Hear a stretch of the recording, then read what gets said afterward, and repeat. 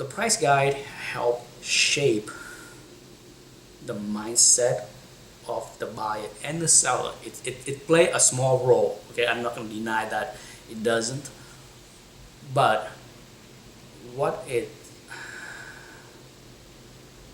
failed to do is take into account that human like bargains. Okay, nobody like to pay anything at face value. It's almost like within our DNA to want deals. Okay, so we always want deals and we expect deals and we like to search for deals. And so, if you have a big collection and you want to price it at guide, I don't know how successful you will be at selling any of the books. Okay, even for the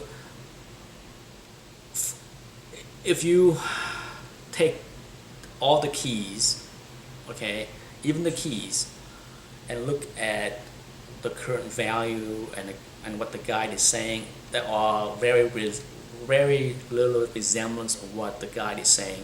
I just checked before I make this video. I looked at the value of X-Men 94, 9.2, okay, because that's what the price guide would have. I think a 9.2 X-Men 94 based on guide is like $1,200. Okay, that's doesn't include the fees of CGC or anything like that. Now, if you go onto eBay and take a look at the last few completed sales of X-Men 94 in a 9.2 slabs, you'd be surprised. I think I saw 2 or 3 that was barely $1,000. So even a key like X-Men 94 is selling below guide. In the early days of CGC, a book that was 9.2, 9.4, 9.6, 9.8 was selling multiple of guide. Okay, I think 9.2 was selling maybe twice guide, and 9.4 is like 4 times guide, and 9.6 is 6 times guide, and 9.8 is like 10. It was crazy. There was all kind of crazy formula that dealers was setting, and and people was brainwashed into using the formula to even pay for that kind of prices. And then as the high-end market collapse, now you see a lot of the crazy high price that people paid 3, 4, 5 years ago are just not sustainable, because the supplies and demand all of a sudden tilt the valuation of those books downward. Like X-Men 94, like I said, a 9.8 copy sell for $25,000, $27,000 a few years ago. Now it's the last one sold for like $8,000. So it's chopped down to 1/3. And so supplies and demand have a big part of it. Overstreet price guide have very little. If you read the Overstreet price guide, they would outline like rare books or things that are scarce and rare, and that is somewhat useful. But when it comes down to like 99% of the stuff that's in the price guide, I have a big problem with the valuation of the majority of the books. Who's gonna pay $3 or $4 for a near mint copy of X-Men 450? Try for 99 cents on eBay. That's what you might get lucky and sell it for 99 cents. So I don't see how or why the guy is even asking for that kind of price or put some valuation on that book or any book. So it's not that useful. Now for people that collect slabs, okay, and highly active in buying slabs and selling slabs, there is a website that keep track of the sales that happen on eBay with slabs, as well as some other auction site. Not all of them, some. So it's not a complete comprehensive database, okay, but it keep track. I will put a link below, and if you want to join it and pay $10.95 or whatever it is they charge monthly.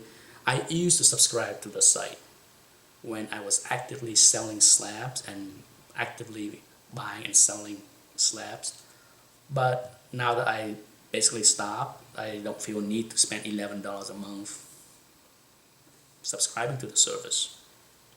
But what the service does is if you go on there and take a look at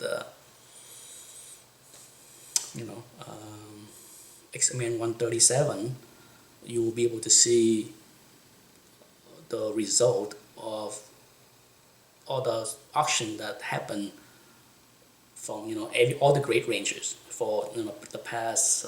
God, I think they go back to as far as 2003, 2004, when the site was first created. But it gives you an idea of a value of a book. It does not mean that if you decide, let's say you have a XMN 137 9.8 and you go onto that website and you see that the last sales took place and someone paid $150 for it, there's likely a good chance that if you put your book up in an auction, the price might be somewhat close to that, because a lot of time the people that are actively buying slabs on eBay subscribe to that service, so they know what the last price are. They don't need to check listing that expire or sold on eBay to know what the price. They can just go to that website and they can get an idea that the last one sold for $150, so they're gonna bid close to $150. And in general, that's how a lot of people that buy slab will do. And sure, not all 9.8 slab of XMN 137 will sell for the exact same price, because as I mentioned before, the appearance of the book does play a small role in someone's willing to pay a premium or not. So you might see a copy that sells for 110. Maybe that one have a bad miswrapped, have cream page, and then one that sold for 180 3 months ago, because maybe that one have a perfect wrapping and have white page. Who knows? But check out that site if you slab centric, because it will give you an understanding of the pricing.